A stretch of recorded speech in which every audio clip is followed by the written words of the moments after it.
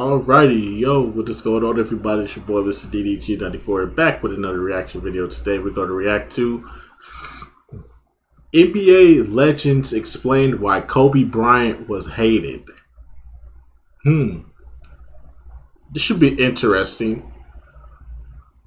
This should be interesting. NBA legends explain why Kobe Bryant was hated. I mean, clearly the most obvious one is the Shaq one. That's the most obvious one. That's even one I can even attest to. I hated Kobe for. I hated Kobe for the Shaq fiasco. I hated him for a minute, but then he scored 81 points, and I was just like, you know what? If he out here scoring 81, I mean, shit. He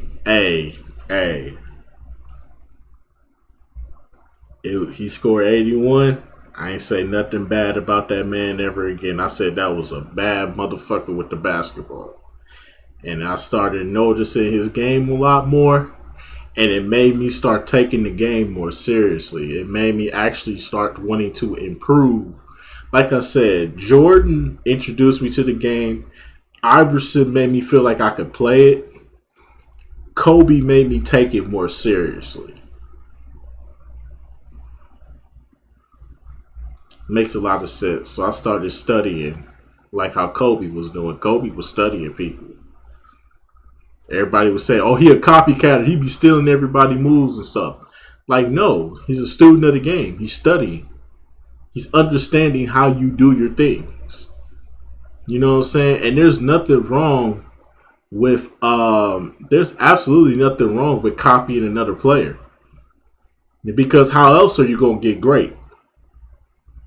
If you need footwork techniques, you will watch a Tim Duncan video. You will watch a Hakeem Olajuwon video.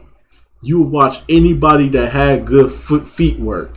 So Kobe, Jordan, you will watch their feet work and you will see how fundamentally sound they were. And you know what I'm saying? If you wanted to have a quicker handle, you would go watch Tim Hardaway, Bad Boy Pistons, Isaiah Thomas, Allen Iverson. You would go watch them if you want to have a quicker handle. You know what I'm saying? If you want to get better at jump shooting, you would watch a Reggie Miller, you watch a Ray Allen, you watch a Steph Curry, Klay Thompson video. You know what I'm saying? If you wanted to work on defense, you would watch Scottie Pippen or Kawhi Leonard. There's nothing wrong with that. That's what I was doing. But anyways, let's get right into this video. During his extensive 20-year tenure in the NBA with the Los Angeles Lakers, Kobe Bryant embodied a multitude of roles. He garnered an impressive array of accolades, securing 5 NBA championships and clinching the title of NBA Finals MVP on 2 occasions. Additionally, Bryant was recognized as the NBA MVP for the 2007-08 season.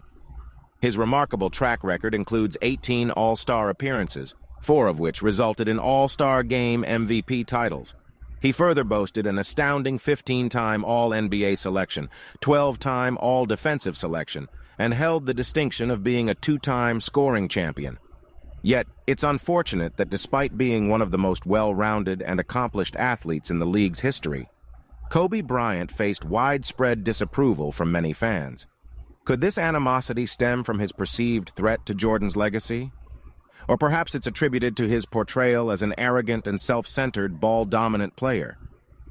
In this video, we delve into the 10 factors that contributed to the animosity directed at Kobe Bryant. Let's get started. Number 1. The Colorado incident and its impact on Kobe Bryant's reputation. This shit too. This. Oh Lord, this shit too. Yeah. I mean, let's be real. I've stated in the past how I felt about the situation. He ain't raped that bitch. That bitch was lying, man. That bitch was lying. He ain't raped that bitch. That bitch was lying. He just got caught cheating. That's all it is. Players fuck up. That's all it is. Players fuck up. It happens. Reputation. A pivotal event in Colorado had a profoundly damaging impact on Kobe. But I thought this was NBA legends explain why Kobe. All right. All right, I gotta give you. Hold on. Definitely gotta hit you with the dislike for the false the clickbait and false advertisement. Says NBA legends explain why Kobe Bryant was hated. I was expecting to hear NBA legends. All I'm hearing is this AI generated narrator. Bryant's reputation. The incident involved an accusation of rape by a hotel employee and had far-reaching consequences for Bryant. His basketball career was abruptly halted, leading to a shift in public perception within the NBA. Numerous valuable endorsements were lost, and he became a target of scorn from women worldwide. Interestingly, Bryant's on-court performance didn't suffer significantly, as he continued to deliver impressive performances against opponents despite the ongoing trial. That shit formed the Black Mamba. That's how the Black Mamba was formed, children. It was through this situation right here. Imagine your whole NBA career is in the balance of some bitch that lied on you and said they raped you. The whole world has turned against you. You a piece of shit to everybody. Your wife and your family is on the outs. Is in turmoil right now. And the only sanctuary you got to find peace is on the fucking basketball court. Imagine all that shit, all that turmoil you're going through. You know what he did? He formed the Black Mamba, created an alter ego, and went out there on the court and destroyed everyone. Trial. Nevertheless, his image continued to deteriorate as the legal proceedings dragged on. Ultimately, the case concluded without a conviction due to the accuser's decision not to testify, yet the harm had already been done. And that was because the friends of the victim knew she was a hoe. They had found evidence. Actually, she was gonna claim that she had a bag full of fucking condoms on her. She had a bag full of condoms on her with semen in them, and she was going to use them against Kobe.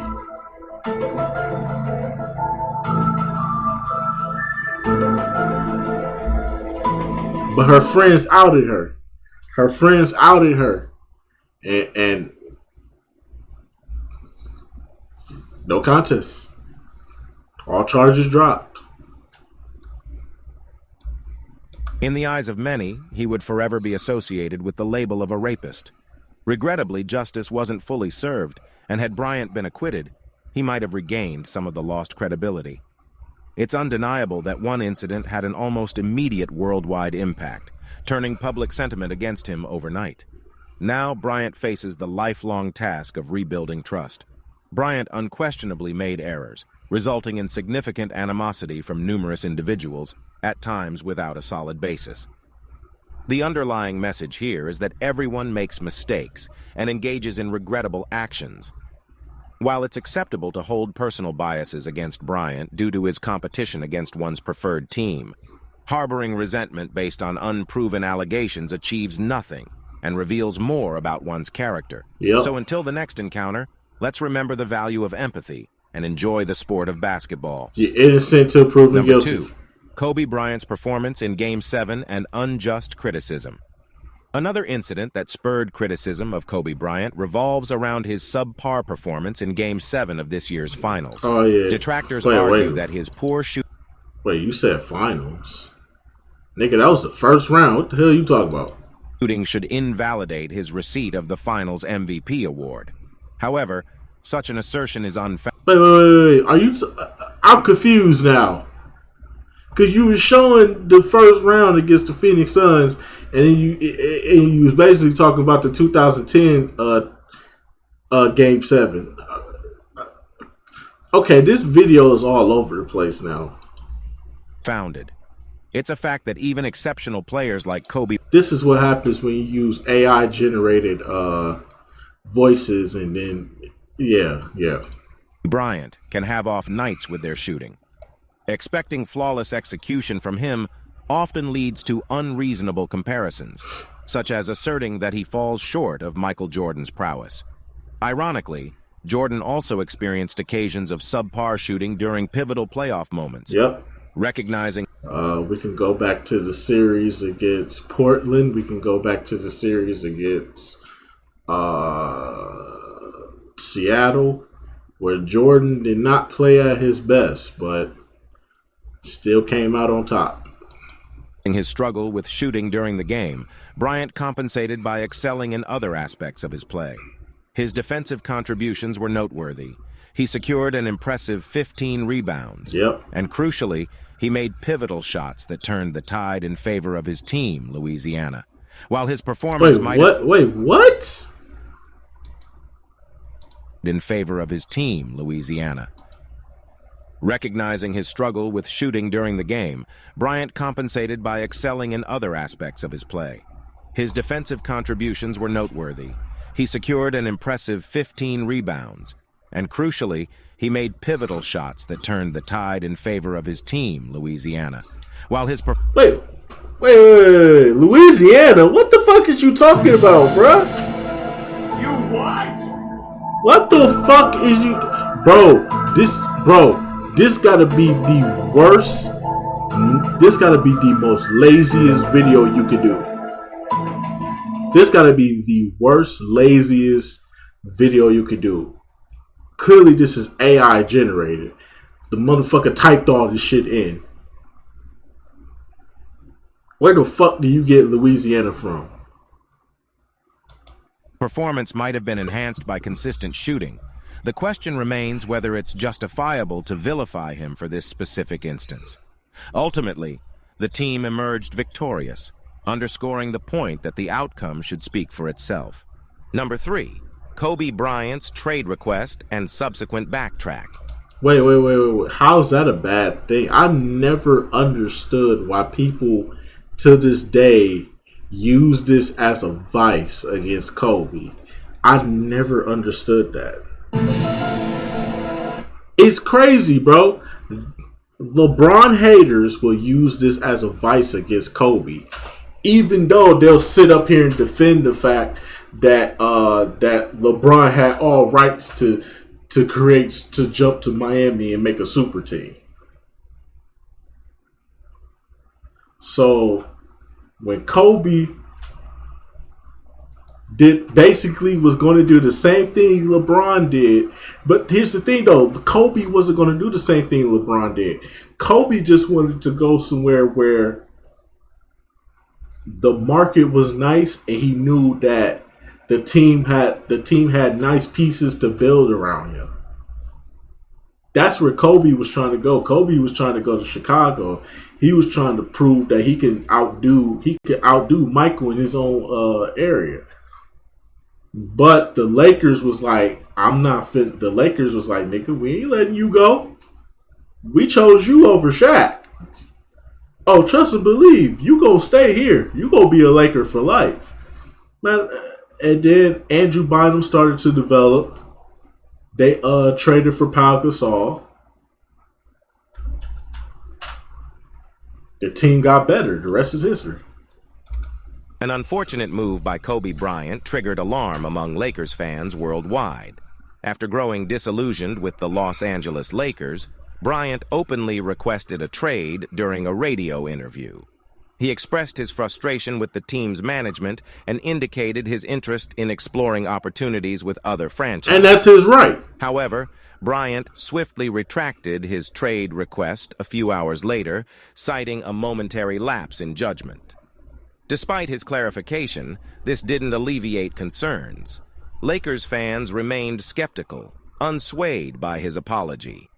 Speculation circulated about Bryant potentially collaborating with the Clippers staff and even considering joining the Bulls. These speculations subsided as the Lakers improved their performance, particularly due to the impressive progress of Andrew Bynum. See, like the I just addition said, of Pau Gasol mid-season further bolstered the team's success. Ironically, those who should have been most incensed, Lakers fans, forgave their team captain, recognizing a valid perspective behind his actions. On the contrary, individuals who already harbored negative sentiments towards Bryant seized the opportunity to amplify their criticism. They argued that this incident revealed a lack of loyalty and labeled Bryant as a diva for making unconventional demands of the management. Number 4. Kobe Bryant criticizes Andrew Bynum on video. What you mean? Kobe Bryant's error in judgment became evident when he publicly criticized Andrew Bynum in a video. Yet the repercussions were not insurmountable. Considering how Andrew Bynum's career went going forward, it's pretty safe to say Kobe had all right. Whatever he said about Andrew Bynum, he was right. Let's just keep it real, my nigga. What has Andrew Bynum done outside of the Lakers? Nigga got traded to the fucking Cleveland Cavaliers, I believe. No, he got traded to Philly.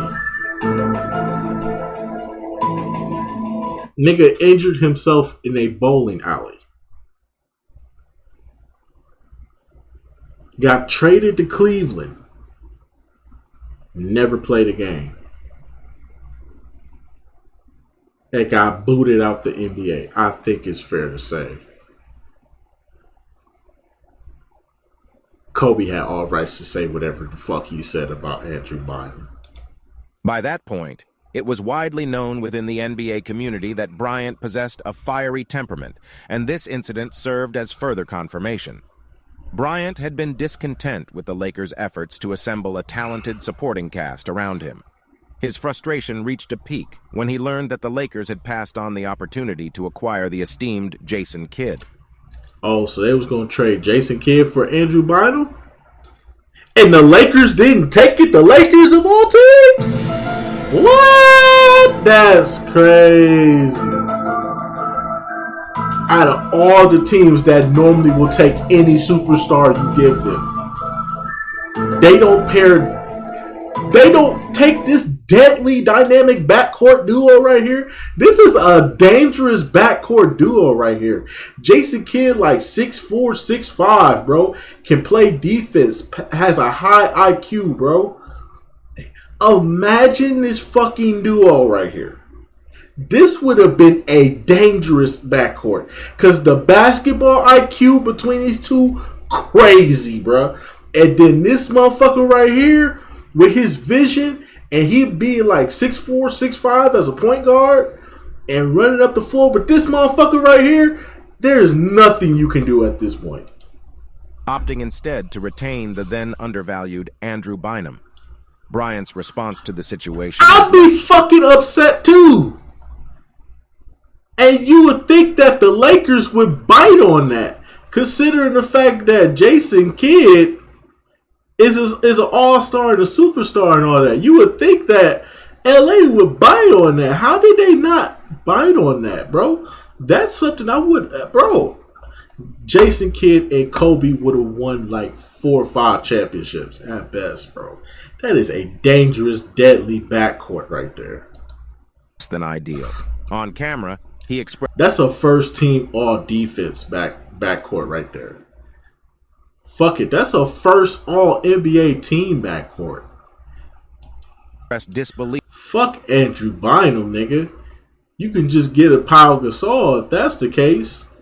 You still get a Pau Gasol, you wouldn't even need Andrew.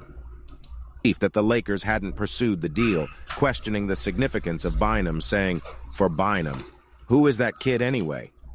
This statement portrayed Bynum as expendable and led to a public backlash against Bryant. Over time, Bryant and Bynum appeared to mend their relationship, and it became evident that Bynum held substantial value for the Lakers despite the initial incident years ago. Number 5. The split with Shaq and its misconceptions. Yeah, amongst all the reasons to hold... This is the obvious one. This is one I can even admit that I'm a part of, bro. I hated Kobe because of the Shaq incident too, but over time I learned to, like I said, he scored 81. I ain't had nothing else bad to say about this man. Disdain for Kobe Bryant, one in particular stands out for its ironic amusement. I find it quite comical that this particular reason is often cited as a basis for hatred, especially if one hasn't delved into its accuracy. The claim suggests that Kobe's alleged role in breaking up a potentially monumental dynasty serves as grounds for animosity towards him. However, this claim is simply that a rumor without substantial credibility. Facts. To be sure, there was indeed a rift between Kobe and Shaq, a feud. Shaq even admitted what happened. Shaq said it was him. He said, I wanted more money. The Lakers like, nigga, we is not finna pay you no max dollar contract. You could take this offer right here that we got on the table for you, or we could send your ass to Miami. And the rest is history. That's hard to deny.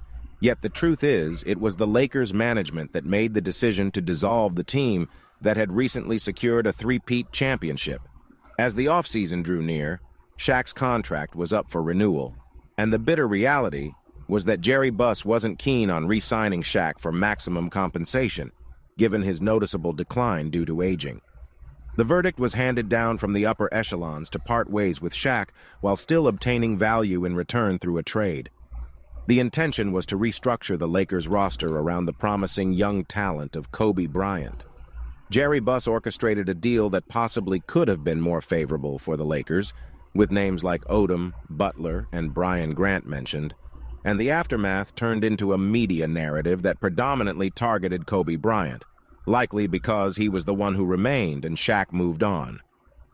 Fans loyal to Shaq may express their discontent regarding this outcome, but in an alternate scenario where Shaq was retained and Kobe was let go, the same blame could very well have been attributed to Shaq for the dismissal of a budding superstar. Number 6. Phil Jackson's assessment of Bryant's coachability. Following the split with Shaq, the fortunes of the Lakers took a sharp downturn. The departure of Shaq to Miami, Fisher's decision to join the Warriors, and Phil Jackson's exit all contributed to a tumultuous period, leaving Kobe Bryant in a figurative state of disarray. Matters would soon worsen when Phil Jackson authored a book titled The Last Season. The book... Well, see, Phil always been a piece of shit. He always been dogging the players that he coached. Like, why do you... I don't get that, bro. Why do these coaches make books about these players and dog them in them? Like, dog, if it wasn't for Kobe, you wouldn't even have all the championships you have, nigga. Be grateful that you was playing, that you even had a player like Kobe, that you even had somebody that had the same competitive fire as Michael. Nigga, be grateful for that, bro. Phil Jackson is a piece of shit to me, bro. Book's release provided ample fodder for the press, particularly sections that scrutinized Kobe Bryant in detail. Within its pages, Phil Jackson asserted that Bryant was uncoachable, suggesting his stubbornness often led him to go against the team's direction. These statements by Jackson validated long-held suspicions about Bryant and exacerbated public resentment toward him. However, Bryant's reputation saw redemption within a year, as Phil Jackson returned to coach the Los Angeles Lakers for another season. Jackson eventually dialed back some of his critical comments about Bryant because he knew he was in the wrong. Return to the coaching role somewhat. He knew he was in the wrong. He knew he should have said that about Kobe. The question arose: if Bryant truly posed such difficulties to coach, why would Phil Jackson resume his coaching duties so promptly? Number 7. Kobe Bryant's role as an obstacle to championships. We've all experienced harboring animosity toward certain players for this very reason. In my case, it was once directed at Tim Duncan, whose consistency with the Spurs frequently thwarted my Lakers championship aspirations. I detested his methodical playing style and how reliably effective it was. Yet my strongest aversion stemmed from his formidable skills and his presence as the barrier between my team and a title. For numerous readers, this role has been occupied by Kobe Bryant for a considerable period, although the sentiment seems to be shifting toward LeBron James. Every devoted fan maintains faith in their team, as they should. However, if you're in the Western Conference, you're acutely aware that overcoming Kobe is a prerequisite for securing the conference championship. Irrespective of your confidence, this reality inevitably instills apprehension. Fans of both the Magic and the Celtics have experienced the frustration of being... You what?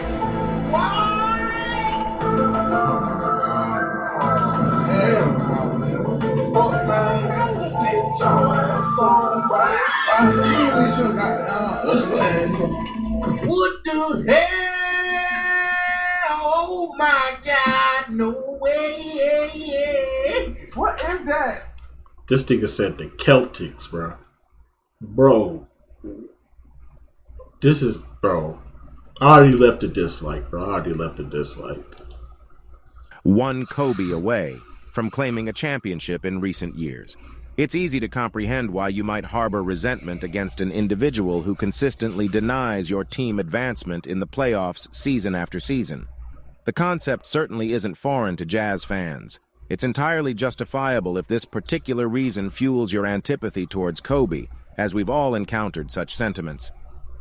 Number 8. Kobe Bryant's isolation and team dynamics. This particular point, number 8, is open to interpretation, but it's where I genuinely sympathize with Kobe Bryant. Following Shaq's departure, Bryant found himself surrounded by a roster of less than stellar starters.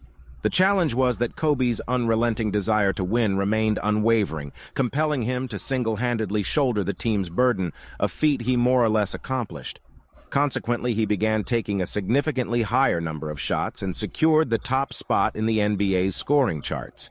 Unfortunately, this led to allegations of him being a selfish teammate and a ball hog.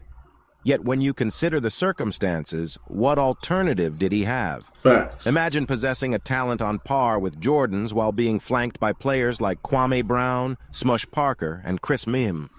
Precisely. Then came the unexpected turn of events. Paul Gasol joined the Lakers shortly thereafter, and Derek Fisher returned from his stint with the Jazz Warriors. Suddenly, the Lakers' outlook improved significantly. The emergence of Andrew Bynum as a consistent double-double player and the increased options for Kobe to pass reshaped the dynamics of the team. This transition led to a noticeable drop in his points per game average, and his reputation seemed to improve after guiding the Lakers to the finals in 2008. Nevertheless, instances persisted where Kobe prioritized facilitating the ball to his teammates over pursuing his own shots. Number 9. Kobe Bryant's reserved demeanor. This section may appear akin to the previous one, but it delves into Kobe Bryant's demeanor off the court.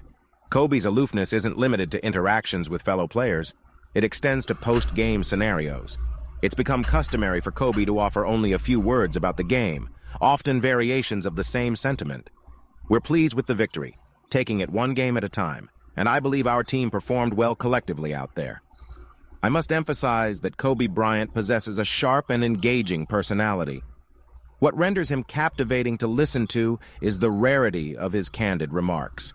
When he does share a noteworthy quote, it holds more weight than a discourse from any other player. Yet some interpret his media approach as cold and obstinate.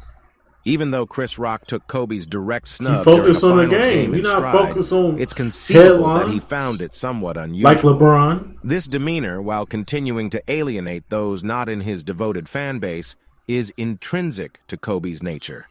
He's fundamentally wired to excel and be the ultimate competitor.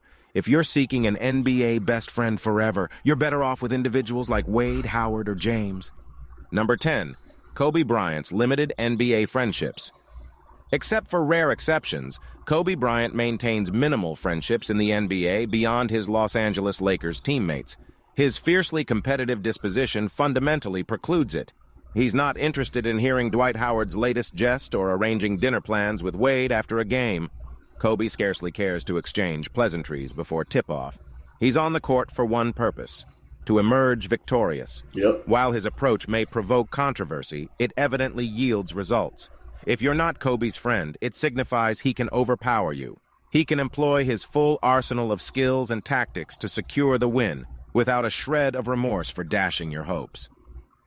This strategy has propelled him to multiple championship victories, though it hasn't earned him a prominent spot on the favorite friends list of many superstars. These insights into Kobe Bryant's demeanor and disposition lead us to the initial reason you might harbor antipathy toward him. At some point, Kobe has likely had a dispute with your preferred NBA player, whether it's been with Paul Pierce, Ray Allen, LeBron James, Raja Bell, Shaquille O'Neal, or countless others. The list stretches extensively. If this is why you find it challenging to embrace Kobe Bryant, I can respect that perspective. Leave us your reason why you hate Kobe Bryant. We hope you have found this helpful video. Don't forget... But anyways, though, this is a falsely clickbaited video I already left a dislike. This is a L video right here. Anyways, though, that's just gonna about do it for this one. I will see you all in the next video. Till then, peace out.